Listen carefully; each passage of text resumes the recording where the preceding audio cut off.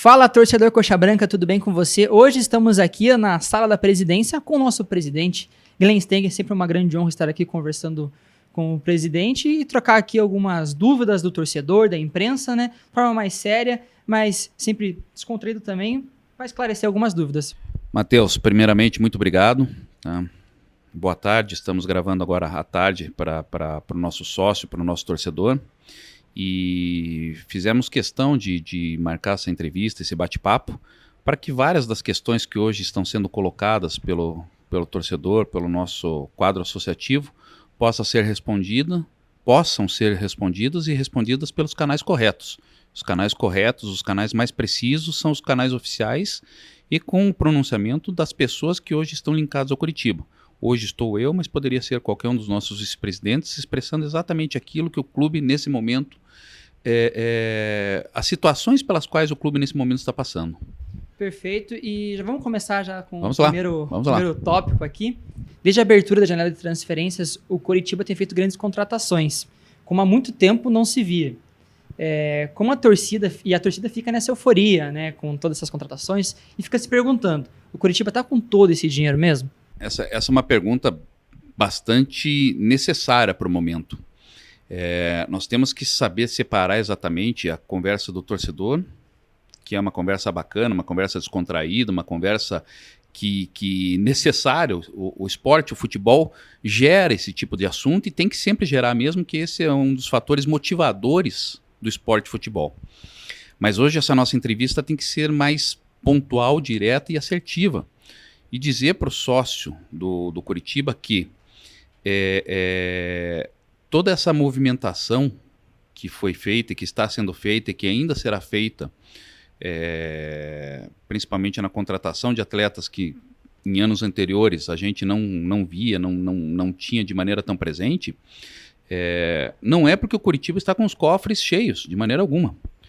O Coritiba passa por uma reestruturação financeira muito pesada, tem uma situação financeira que ainda exige muitos cuidados, muitos cuidados mesmo. Nós estamos passando por um processo de recuperação judicial, onde as nossas contas são tratadas com muita seriedade para que a gente possa honrar com todas elas. Só que, paralelamente, existem dois outros fatores. Quais são eles?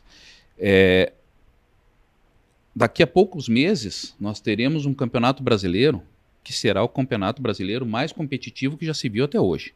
Isso é ponto indiscutível. Não será o campeonato brasileiro que apresentará o maior grau de competitividade.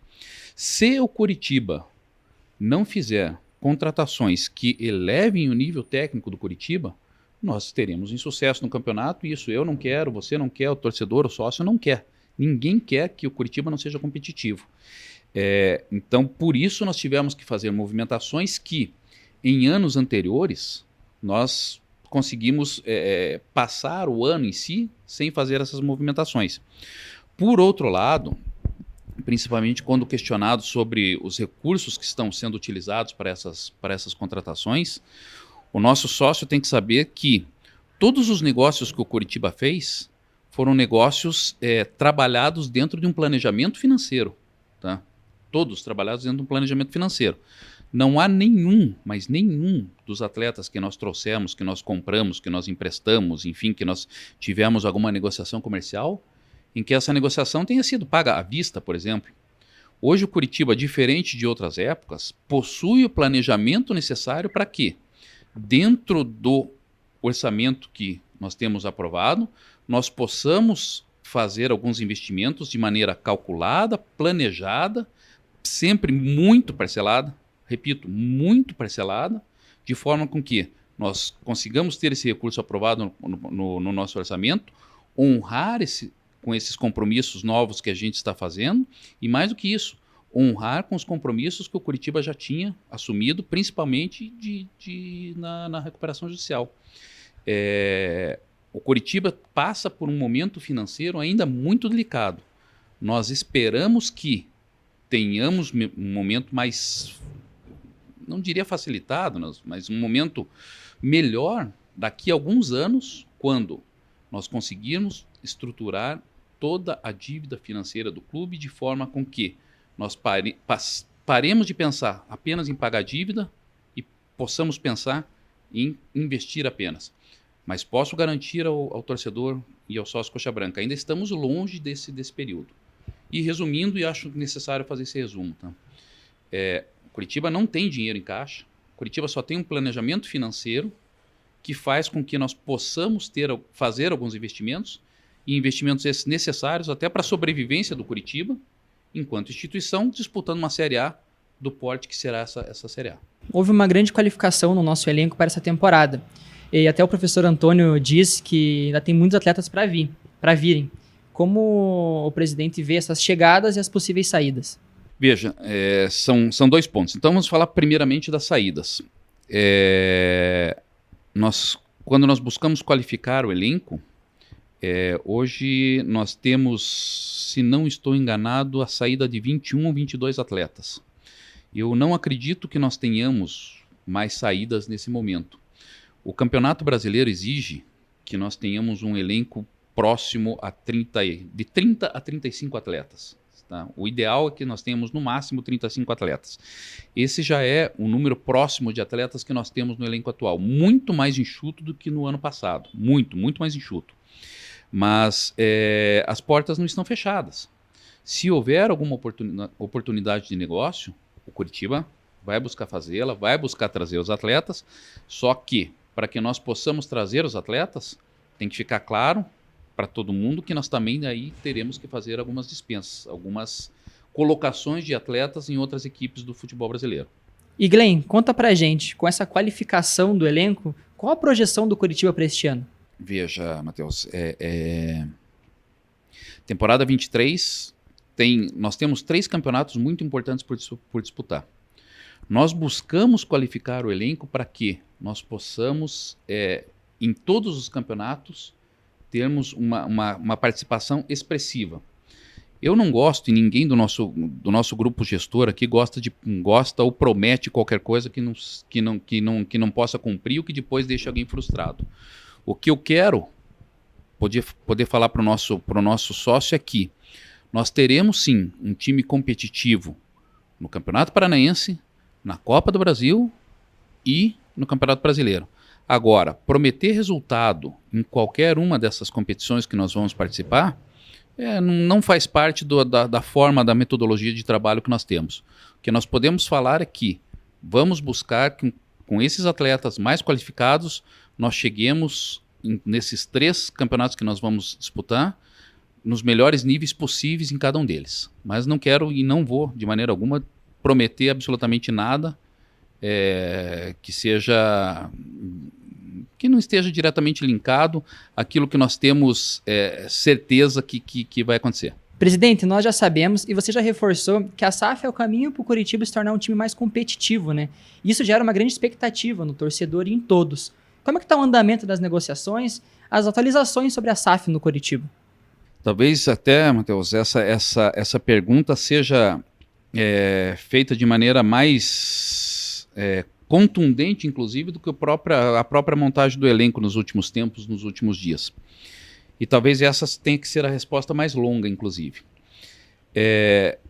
Primeiramente, vamos falar um pouquinho do conceito. Qual o conceito?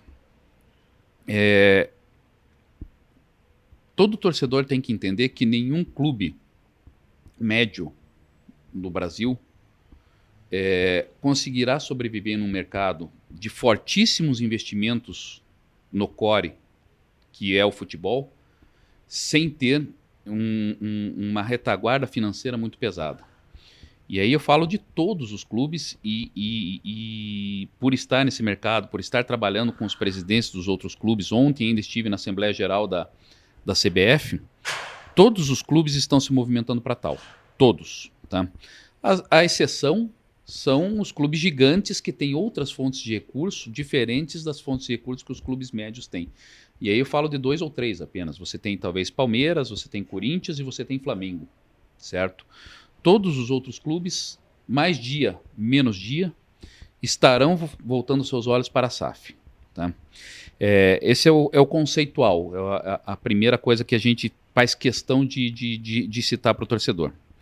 A segunda é a seguinte: o Coritiba passou durante o ano de 2022 por um processo de reestruturação financeira, coisa que os outros clubes em si, principalmente os que já se tornaram SAF, não passaram. Tá? O que isso faz? O que isso diz? O Coritiba hoje é um dos players mais desejados no mercado justamente por isso, porque a outra parte do negócio entende exatamente o tamanho do endividamento do Coritiba e, mais que o endividamento, entende também as projeções de receita que pode ter com o Coritiba. E aí é mérito de quem? É mérito do nosso torcedor. É mérito, o poder de compra, o poder de comercialização da marca Coritiba e dos produtos linkados ao Coritiba é muito grande. Isso faz com que o Coritiba no mercado seja um produto muito cobiçado. É um produto muito cobiçado por todos os players também do outro lado que querem se associar a uma marca que esteja com suas contas consolidadas, e o nosso endividamento, como eu falei, é grande, nosso endividamento é grande, mas hoje totalmente contabilizado e orquestrado, chamemos assim. Estamos pagando mês a mês e continuaremos pagando por muitos anos ainda esse nosso endividamento, mas o investidor do outro lado sabe exatamente qual é esse valor. Por outro lado, sabe também o potencial de receita que o clube possui. E investindo, sabe que pode potencializar esse potencial. Então, o Coritiba hoje tem sim uma visibilidade muito grande nesse mercado das SAFs disponíveis no mercado brasileiro. Esse é o ponto 1. Ponto 2 é o seguinte: tem se perguntado demais, a SAF está perto, a SAF está longe, é esse investidor ou não é esse investidor? Tudo que foi dito até agora é um processo especulativo, normal no mercado. O Coritiba pretende, durante o ano de 2023, concluir o processo de SAF. Ok? Em 2023 nós pretendemos concluir o processo de SAF, mas é um processo distante, tá? É um processo que exige uma série de implicações comerciais e legais que têm que ser trabalhadas para que não se tenha dor de cabeça posteriormente, para que o clube tenha uma tranquilidade muito grande de estar fazendo um bom negócio, um negócio correto, um negócio que possibilite ao clube voltar a ter a projeção que já teve. E voltando a falar de mercado e não da SAF do Coritiba, o torcedor, o associado, tem que entender que se não houver... Hoje, o mercado do futebol é muito diferente do mercado do futebol de antigamente. Se você não tiver um investimento financeiro, um aporte financeiro muito forte, muito pesado, muito incisivo, você não consegue competir. E aqui eu quero mostrar, por exemplo, a dominância do futebol brasileiro nos últimos 3 anos. Tá? Nós temos ali Flamengo, Palmeiras, Atlético Mineiro, no último ano o Internacional de Porto Alegre sendo vice-campeão. E o que eu quero dizer com isso? Os orçamentos, principalmente no futebol, são absurdamente maiores que o do Coritiba. Então não dá para a gente vender uma realidade aqui ao nosso sócio que a gente não possa cumprir. Qual é essa realidade? Se o Coritiba não tiver os investimentos que as outras equipes de ponta têm, nós não vamos conseguir os mesmos resultados que as outras equipes de ponta têm. Como é que o Coritiba vai conseguir esses investimentos? Só há uma solução. Tá? Transformar-se em SAF e tendo um grupo, enfim, alguém que possa viabilizar que esse investimento seja todo colocado no futebol. Mais um detalhe que eu acho muito importante e tem que ser citado ao nosso torcedor. Existem tipos de SAF. Tá? Então, o que acontece? Nós temos que ser muito prudentes quando a gente está trabalhando a SAF do Coritiba. Eu não vou citar nomes de outros clubes, mas eu não posso aqui no Coritiba ter uma SAF que sirva apenas e tão somente para formar jogadores e repassar ser trabalhada como uma filial de outro clube, por exemplo. Não. O Coritiba é um time que vai ter investimento para buscar novos passos no mercado nacional. Claro que a SAF virá para buscar mais receitas, mas não queremos e nem vamos admitir que um eventual investidor venha e transforme o Coritiba num clube satélite, onde ele busque aqui mão de obra, jogadores e tudo mais, para colocar num eventual time que ele tenha na Europa, nos Estados Unidos, ou em qualquer outro lugar do mundo. Então, o trabalho da SAF não é apenas o dinheiro.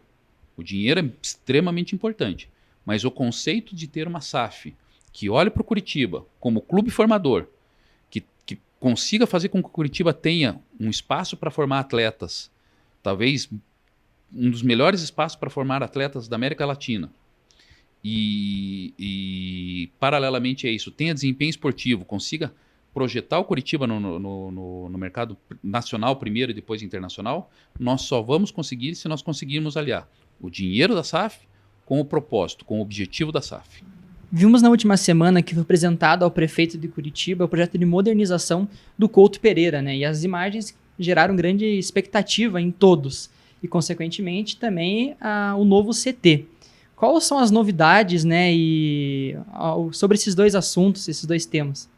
Dois assuntos bastante importantes para nós que somos torcedores do Curitiba. Primeiro, aqui o papo hoje não pode ser como torcedor. Tá? Aqui o papo tem que ser um pouco mais sério, né? Acho que é o propósito desse nosso bate-papo. Primeiro, que o que foi apresentar, houve algum tempo no Curitiba onde apresentavam-se eventuais fotos, maquetes, enfim, de projetos que não estavam sequer iniciados. Entendam que esse é um projeto que para essa diretoria aqui não existe. Tá? Para essa diretoria não existe. O que nós fizemos, torcedor e associado, desde 1909, falar primeiro do Couto Pereira, que eu estive junto com o presidente Wilson Ribeiro de Andrade, com o Nadir, o Dinho Elache, e com o vice-presidente Maurício Golim, junto ao prefeito, para falar sobre o Couto Pereira. O que nós fizemos foi um plano diretor do Couto Pereira, para a remodelação do Couto Pereira, e foi apresentado ao prefeito. Por que isso foi feito, senhores? Por que esse plano diretor foi feito? Não é nenhuma maquete, não é nenhum sonho, não é absolutamente nada.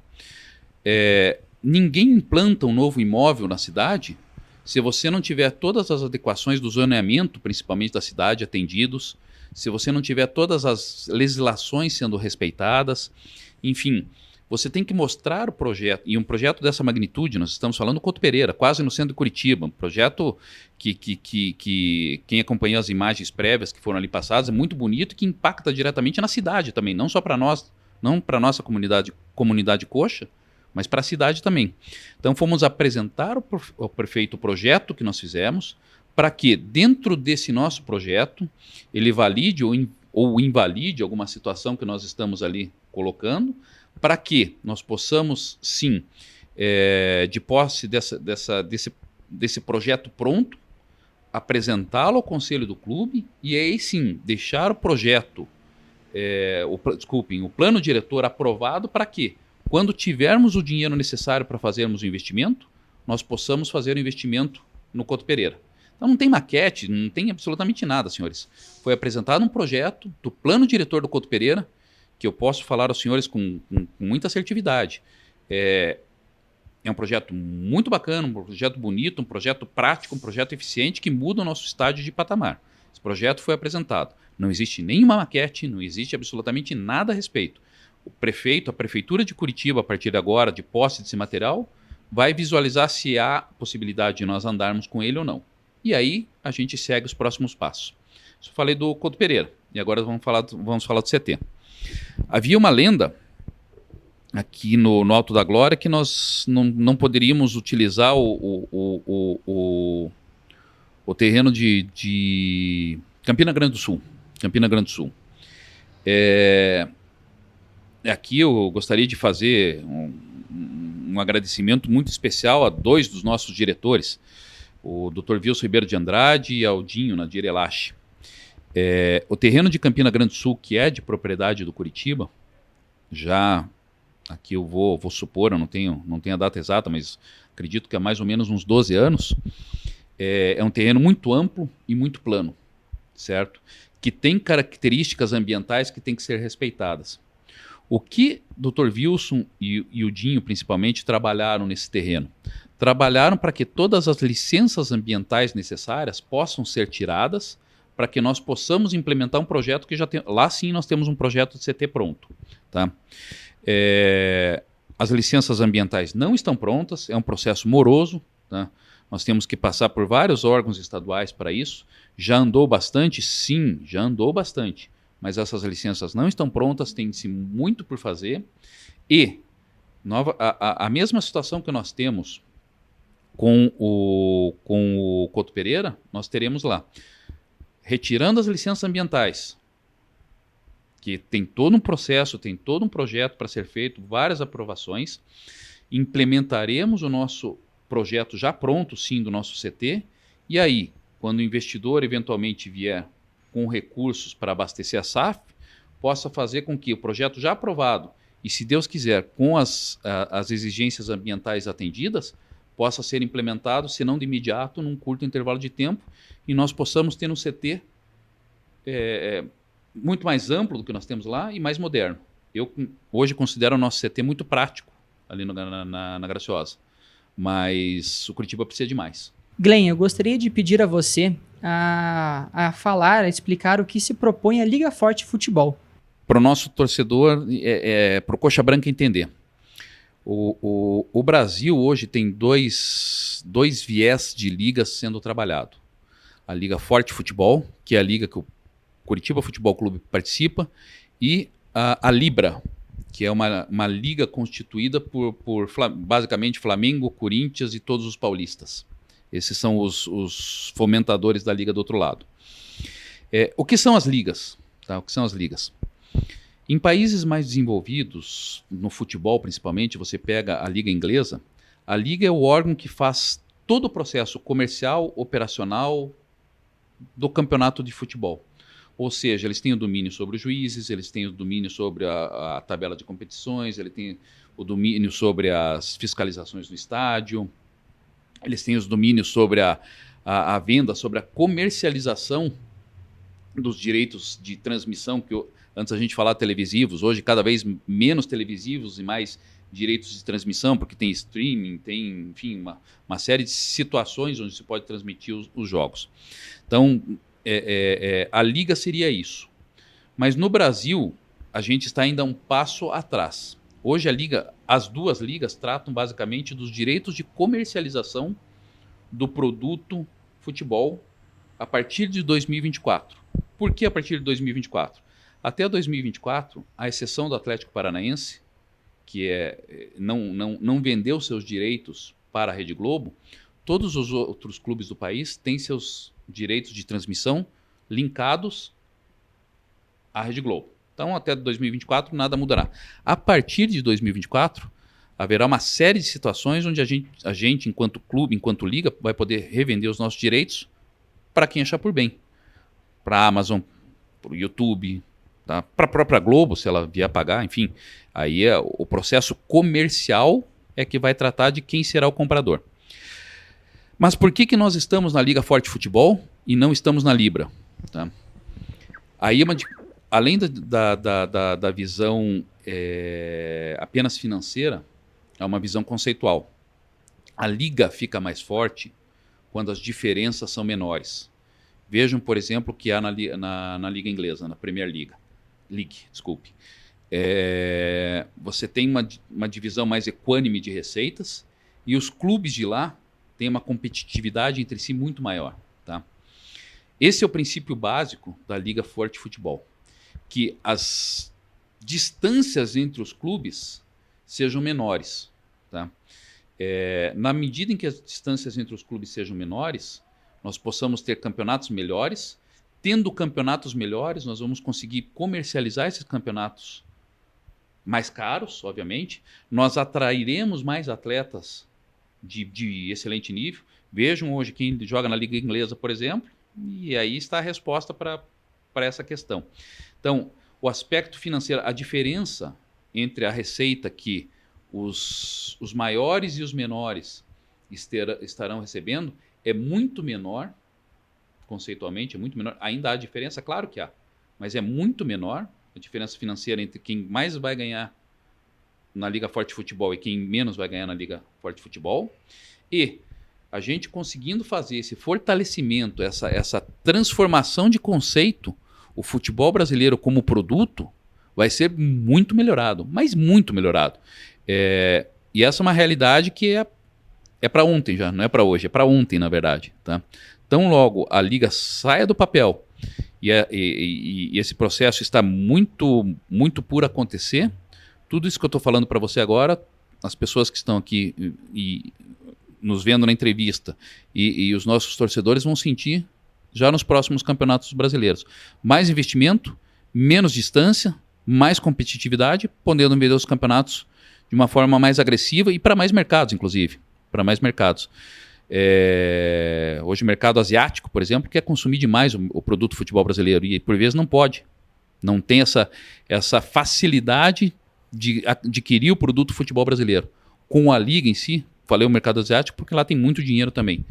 Com a liga em si, essa comercialização vai ficar muito mais fácil, muito mais simplificada do que como o processo está hoje. Recentemente foi apresentado o projeto de modernização do escudo do Coritiba. Conte para nós sobre esse projeto. A equipe de marketing trabalhou durante 8 meses, se eu não estou enganado, nesse projeto. E aí houve o clube como um todo trabalhou de uma forma que infelizmente não pode ser seguida à risca. Todo processo de mudança, tá?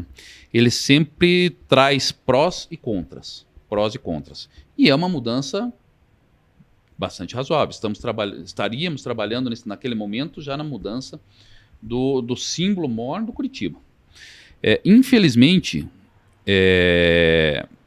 foi feito um vazamento desse material e um jornalista divulgou esse vazamento à imprensa antes. Esse não era o processo que o Coritiba queria fazer. Qual era o processo que o Coritiba queria fazer? O Coritiba queria fazer um processo de mostrar primeiramente aos interessados. Quem são os interessados? Os interessados pelo símbolo do Coritiba, tá? São os sócios, são os torcedores do Coritiba, primeiramente. E explicar para esses sócios, para esses torcedores, quais eram os motivos que nos trouxeram desse nosso símbolo aqui para aquele símbolo lá, certo? Infelizmente, por essa atitude, eu até diria um pouco irresponsável, foi lançado o novo escudo e ninguém explicou como se chegou àquele novo modelo. Então, na verdade, nós demos agora 2 passos atrás para podermos dar um passo à frente. Eu já pedi para a equipe de marketing para que nós façamos, e pedi ao presidente do Deliberativo também, para que nós prorroguemos um pouco o processo de aprovação desse novo símbolo e que também precisa que se tenha uma pequena alteração estatutária para que esse novo símbolo aconteça, porque no estatuto está descrito que os símbolos do clube são imutáveis. Mas nós temos que entender também o seguinte, nós estamos numa era diferente, as coisas andam numa velocidade muito acelerada. A gente não pode imaginar que em 2030, 2040 nós tenhamos exatamente o mesmo símbolo e não talvez adequado às práticas de mercado que lá nesses anos a gente vai ter. Mas enfim, eu pedi à equipe de marketing do clube e ao presidente do Conselho Deliberativo que nos desse um pouco mais de prazo para que nós colocássemos esse assunto em pauta, e a equipe de marketing que ela trabalhe com a explicação plena do porquê chegou-se naquele símbolo, para quem? Para quem nos interessa. Quem nos interessa? Os nossos sócios, os torcedores, os formadores de opinião, enfim, toda a comunidade coxa branca vai ter a oportunidade de entender por que sai-se deste símbolo que nós estamos vendo aqui para aquele lá. Depois, e esse era o nosso propósito inicial, depois de mostrado, de explicado, e que as pessoas possam entender exatamente como é que saiu de X para Y, aí sim nós colocaremos num processo de votação e o nosso sócio vai poder democraticamente dizer se quer ou não. Mas antes nós vamos fazer o seguinte, tá? Vamos mostrar para o associado por que chegou-se àquele produto final. Como disse novamente, democraticamente. Se entenderem que não deve, o clube vai manter o atual.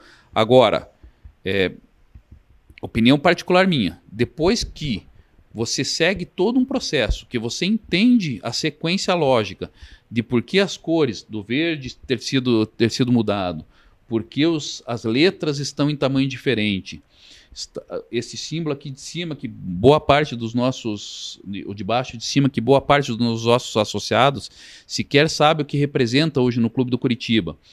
Enfim, a simplificação do nosso brasão para mais fácil aplicação nos materiais de internet, das redes sociais, enfim, dos canais de mídia que nós temos, eu particularmente acredito que a concepção vai mudar. As raízes desse símbolo, que eu considero muito bonito, esse símbolo é lindo, elas foram mantidas. Não se trocaram as origens desse símbolo, mas é um projeto de modernização desse nosso símbolo. Nós estamos buscando modernizar e trazer o símbolo sem fugir às características originais do clube e do nosso símbolo, do nosso brasão, do nosso escudo, enfim. Um símbolo modernizado e traduzindo aquilo que o Curitiba precisa mostrar à sociedade, que são as suas origens. Tá? Não dá para nós, coxas brancas, fugirmos da origem, e não dá para nós, coxas brancas, pensarmos que nós não temos um futuro. Esse projeto de modernização faz com que a gente imagine a nossa marca no futuro, daqui a alguns anos. Presidente, como você vê o papel da imprensa como formadora de opinião, né? Principalmente em assuntos delicados, polêmicos, principalmente, né, usando também o exemplo do Atletiba. Então, Matheus, você tocou numa palavra que é imprescindível que a gente repita nesse momento, delicado. A imprensa tem o poder de formar opinião de maneira muito pesada, de maneira muito intensa. E assim como em todas as profissões, em todas as situações, a gente nunca pode generalizar. Mas eu gostaria de dar um viés para o nosso torcedor também. Nós temos aqui conosco profissionais de imprensa maravilhosos. E vou lhe dizer, às vezes os próprios torcedores do Curitiba acham de maneira errada que alguns profissionais, por criticarem o clube, não são bons profissionais. Eu particularmente vejo diferente. A crítica, quando é construtiva, ela é necessária. Agora, eu não gosto e nunca vou gostar de que alguém prejudique a imagem do Curitiba enquanto instituição. Não gosto, não vou gostar e sempre vou buscar proteger. Viu-se, por exemplo, você citou o fato do Atletiba. No outro dia, uma repórter mostrando uma caneca, não vou falar os atletas que ali estavam, brigando, trocando sopapos e se achando, se mostrando aquilo como uma coisa bacana, uma coisa que tem que se propagar. Toda e qualquer incitação à violência é abominável. Não cabe à imprensa esse papel de fomentar esse tipo de situação. Quando eu via, principalmente desculpem citar novamente, aquela caneca incitando, tá, a violência ou incitando esse tipo de situação que a gente tem que, na medida do possível, retirar dos nossos estádios, eu fiquei muito preocupado. Outra coisa, citei há pouco na nossa entrevista, nós temos na imprensa do Paraná excelentes profissionais que fazem o seguinte: quando eles têm alguma dúvida na assertividade, na veracidade das informações, o que eles fazem? Eles ligam, eles perguntam: presidente, eu quero divulgar isso aqui é verdade? Se sim, eu divulgo, se não, eu não divulgo. Esse caso do escudo, por exemplo, que a modernização foi colocada de maneira totalmente errônea na imprensa, foi colocada de maneira apócrifa. Tá? Nós não tivemos sequer os repórteres ou os jornalistas, enfim, que escreveram a notícia com seus nomes ali projetados. Há um princípio no jornalismo, vocês que são jornalistas, eu não sou jornalista, que fala que é necessária a preservação, a preservação da fonte é prerrogativa do jornalista. Eu até concordo, mas o que acontece? É muito difícil para o clube, e aí eu entendo outros presidentes que passaram por aqui, presidentes de outras associações, ter que ficar justificando algumas coisas que são inverídicas de uma fonte que por vezes não tem a mínima credibilidade. Então, voltando ao assunto, a imprensa é muito benéfica, há profissionais da imprensa, e certamente eles ouvirão essa entrevista e eles sabem de quem eu estou falando, que são e serão sempre parceiros do clube. O clube não liga de maneira nenhuma para críticas construtivas, até para que a gente veja onde a gente pode estar errando. Isso é benéfico, isso faz parte do processo construtivo. Agora, o clube se incomoda demais com aqueles profissionais que, de alguma maneira, querem denegrir a imagem do clube, tá? Ou querem atrapalhar os processos do clube da forma como que os processos precisem correr dentro do clube. Então, quando se me pergunta de imprensa, segmentemos. Tá? Segmentemos. O Coritiba Futebol Clube tem abertura total à imprensa. Sim. Alguns profissionais são extremamente corretos no desempenho da sua função. Mas não tem como a gente não registrar que alguns profissionais da imprensa esportiva, que é a imprensa que nos cobre, tem uma postura frente ao Coritiba que não é a postura que o Coritiba acha correta, acha digna e acha respeitosa. No ano passado, infelizmente, o Juarez, nosso presidente, foi afastado por um problema de saúde. Conte para nós como ele está e se tem uma previsão de retorno ao clube. Para eu falar do presidente Juarez, agora eu preciso falar de mais pessoas. Tá? Então, primeiramente eu queria contar, talvez o sócio, enfim, ele não tenha essa visão de como funciona o Conselho Administrativo do Coritiba, mas é necessário.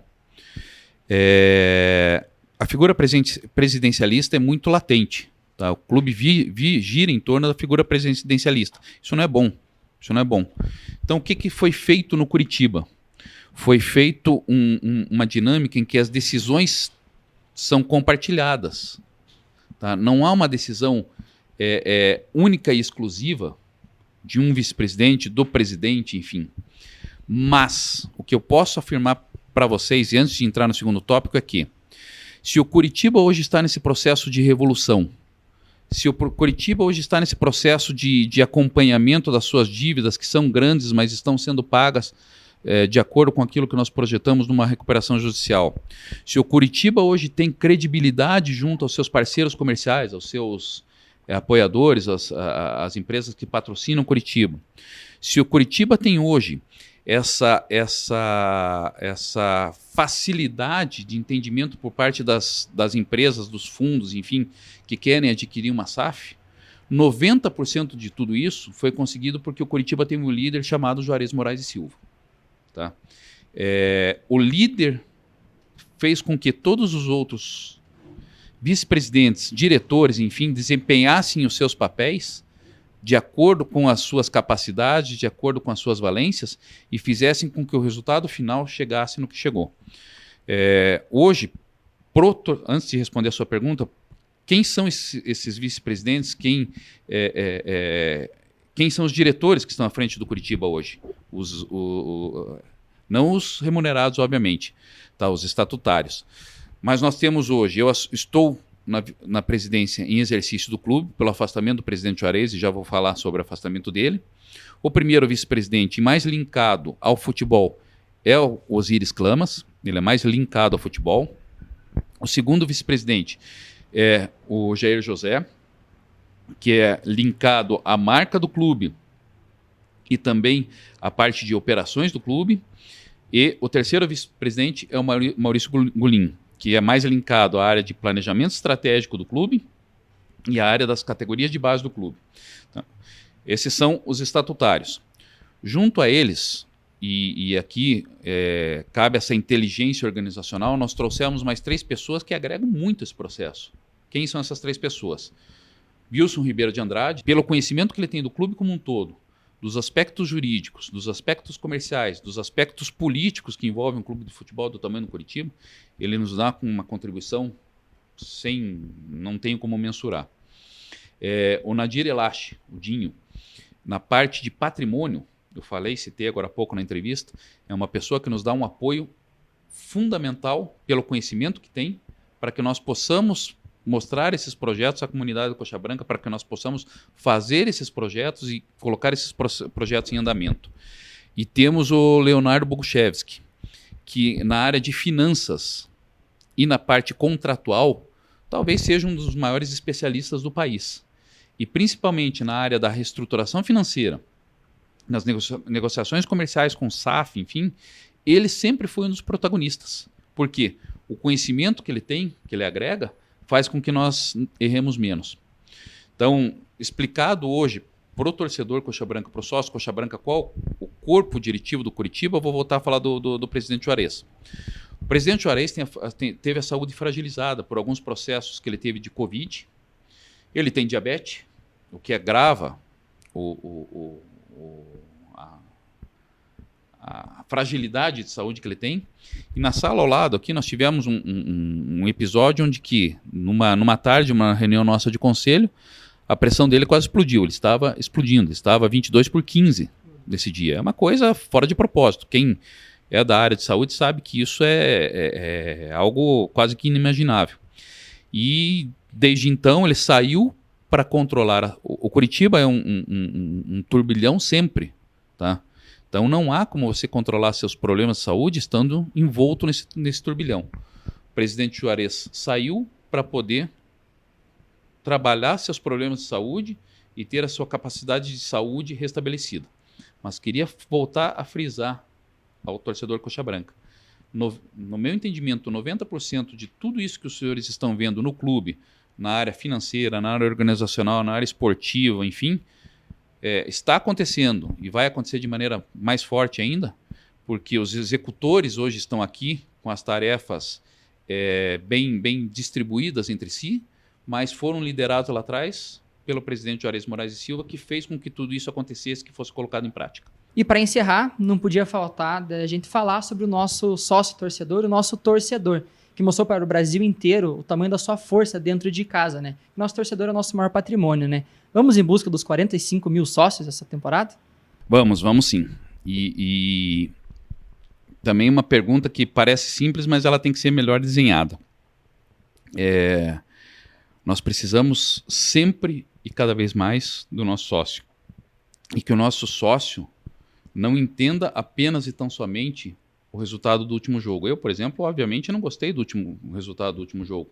Eu sou coxa branca tanto quanto todos aqui, certo? O resultado do último jogo não foi bacana. E a gente não pode mensurar todo um trabalho que foi feito apenas e tão somente em cima do resultado de um jogo. O Curitiba hoje, como eu já falei durante essa entrevista, é um clube que busca a sua estruturação financeira, tem muito por fazer ainda, estamos distantes disso, mas busca a sua estruturação financeira dentro das dificuldades que o Curitiba tem. Já gerou muita credibilidade, deve passar nesse ano por um processo de SAF, como eu falei no início, temos a meta de consolidá-lo ao menos dentro do ano de 2023. A consolidação da marca Curitiba como um todo no mercado publicitário, no mercado nacional, o nome do Curitiba hoje é muito forte. Nós gabaritamos o elenco de uma forma bastante diferente do que o torcedor está acostumado a ver nos últimos anos. Então, todos esses fatores, não só apenas e tão somente o resultado em campo, que porventura num jogo como o de domingo não foi bom, e não foi bom mesmo, tá? Que o nosso torcedor leve em consideração todos esses fatores e cada vez mais busque trazer associados por clube. Antes de falar do nosso torcedor, falar um pouquinho do que nós pretendemos fazer. Na última reunião do conselho, houve um conselheiro e eu estava nessa reunião, houve um conselheiro que falou o seguinte: mas eu não concordo muito com isso porque tudo que o Curitiba consegue é ser campeão estadual. Eu, particularmente, acho extremamente ruim esse tipo de pensamento vindo de lá. Eu quero crer que nós podemos sim alçar voos maiores, tá? Eu quero crer que nós possamos ter um nível de competitividade muito maior, tá? Eu quero crer que o Curitiba pode, em curto intervalo de tempo, estar disputando em patamares bastante superiores do que está disputando agora. Esse compromisso, aliado a muito trabalho e a muito esforço das pessoas que estão à frente do clube hoje, todos podem contar com ele. Só que esse trabalho, esse desempenho, nós temos agora, o clube vem desde 1909, com uma série de dificuldades. Ninguém pode esperar que em apenas 2 anos, ou 3 anos que vão ser agora findados ao final de 2023, tudo isso esteja pronto, arrumado. Não, isso demora tempo. Nós vamos trabalhar demais para que nós deixemos ao final desse ano todos os processos mais melhorados possível, com muito trabalho, com muita dedicação, muito profissionalismo. não existe situação fácil, não existe mágica. Não existe mágica. Apresentei para os senhores vários processos hoje que estão correndo há mais de ano, inclusive. Se quiserem uma situação fácil, uma situação mágica, vão ter que procurar outras pessoas. Propomos ao seguinte, tá? Fazer com que o Coritiba seja respeitado no mercado nacional, que seja um clube profissionalizado e que seja um clube que esteja buscando patamares maiores no mercado do futebol. E para isso nós precisamos de quem? Nós precisamos do nosso sócio. Tá? Nós chegamos no ano de 2022 a 42 mil sócios, tá? Batemos na trave nos 43 mil, e é um desafio que eu lanço aqui. Senhor torcedor curitibano, né? Porque o sócio já está conosco, que o torcedor curitibano se engaje nessa ideia de profissionalismo, de trabalho, de competência, de melhoria de qualidade dos nossos atletas, de responsabilidade financeira, que é isso que o clube hoje está buscando, de melhoria nos processos, e que todos nós, os 45 mil que a gente tem certeza que vai chegar nesse ano, consigamos ver em poucos anos um Coritiba muito melhor, um estágio muito mais avançado do que esse que nós temos hoje. Vamos sim buscar os 45 mil associados nesse ano. Hoje tivemos uma tarde aqui de conversa que com toda certeza esclareceu diversas dúvidas, tanto do nosso torcedor, de imprensa também, claro. Foi muito bom, quero agradecer ao presidente por sei que a agenda é corrida, mas ter tido esse tempo para conversar conosco aqui, esclarecer essas dúvidas que todo mundo quer saber, né? Obrigado, Matheus, obrigado a toda a equipe que está fazendo aqui essa gravação, extremamente agradecido, e extremamente agradecido ao sócio, ao torcedor Coxa Branca. O que vocês fazem a cada jogo nas arquibancadas do Couto Pereira, ninguém no Brasil faz, ninguém faz, é só o torcedor Coxa Branca. Continuem assim, continuem, melhorem e acreditem que o Coritiba pode sim mudar de patamar num curtíssimo intervalo de tempo. Muito obrigado. Eu que agradeço. O Coxa tá chamando. Seja sócio.